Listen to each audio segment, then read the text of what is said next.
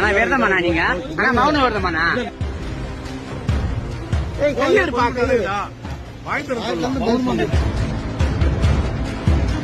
நின்னே பேசு. நில்லுண்ணா.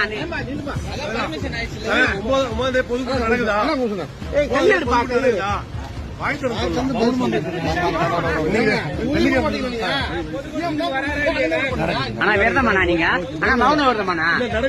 பேசுங்க. பேச முடியுமா இருக்கும்? இது ஆக்ஷன் மேடம்.